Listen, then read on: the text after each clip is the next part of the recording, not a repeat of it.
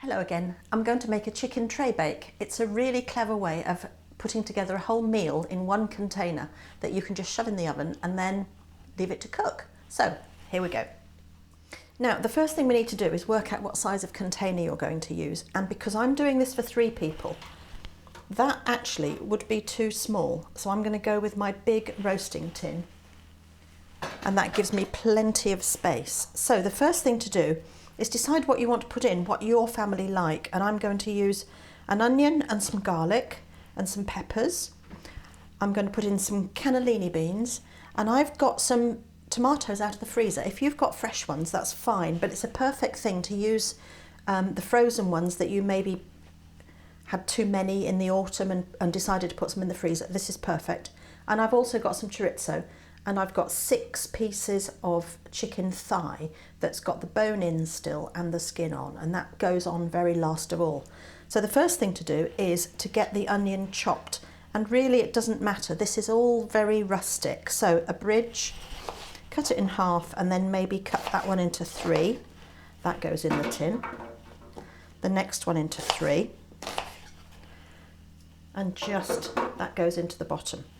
Now to that we add the garlic, and often you'll see chefs put their knife on and hit it really hard, and I can't do that. So I've got a different way of doing it with 2 spoons. You put the garlic in 1 spoon, you take the other one and put it on the top, and you press, and you have crushed your garlic. How easy is that? So crush as many garlic cloves as you want to, and if you want to leave it out you can do that. So again, squeeze really hard, and it's crushed beautifully.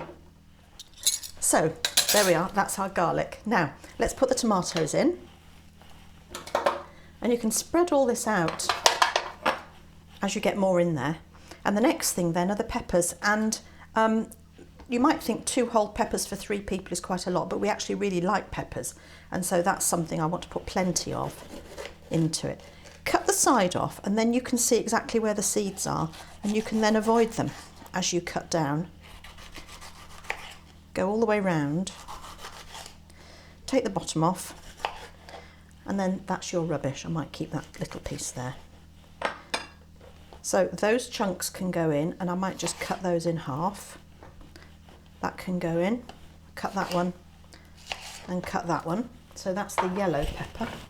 Spread it round a bit, and then the red, same again. I had to take a piece off that one because it was a bit bruised, and the bottom off there, and then that can go in for the compost, and share the red around as well.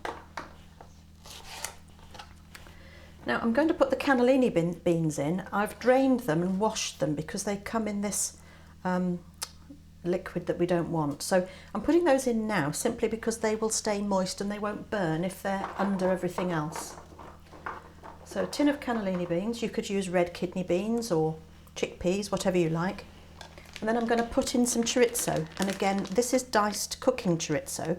You can get those little round pennies, or you can get the ones that are like little sausages, cut those up and put those in. So that goes on the top, and that will stay moist from the juice that the tomatoes produce.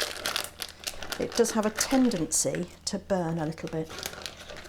So the chorizo is in, and I'm just going to spread it around a little bit, but I want that to be towards the bottom of the dish so it stays moist and it doesn't burn.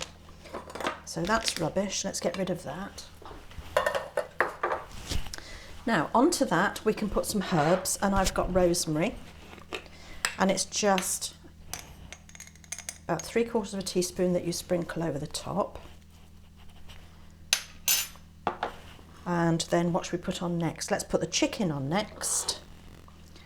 So bone in and skin on, and that way you finish up with a very crispy golden skin like you would if you were roasting a chicken.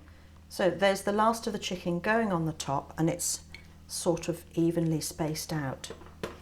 So that's that. And then the next thing to put on there, in order to make this into a complete meal, is to put some potato on.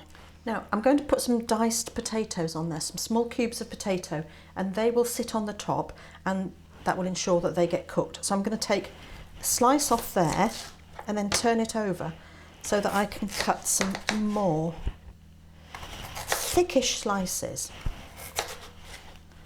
So lay it down, cut it into what looks like chips, and then into pieces that are about that kind of size, and they just scatter over the top. And take each one of these, make a bridge, a long chip-sized piece, and then across into cubes so that they're like dice.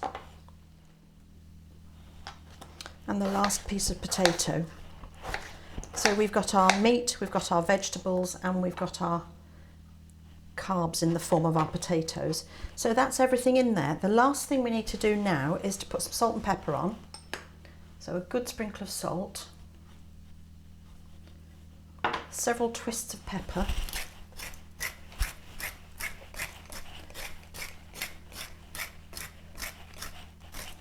and last of all, a drizzle of olive oil. Make sure it goes over the chicken, and that will help it to brown. And the potatoes. There, that's all there is to it, and you can alter this according to your likes and dislikes. And this goes in the oven now for an hour to an hour and a quarter. When it comes out, you've got a complete meal. So we'll put this in, gas mark 6, for an hour to an hour and a quarter. I put it on the middle shelf, and then after an hour, check that the chicken is cooked. And if it isn't, give it a bit longer.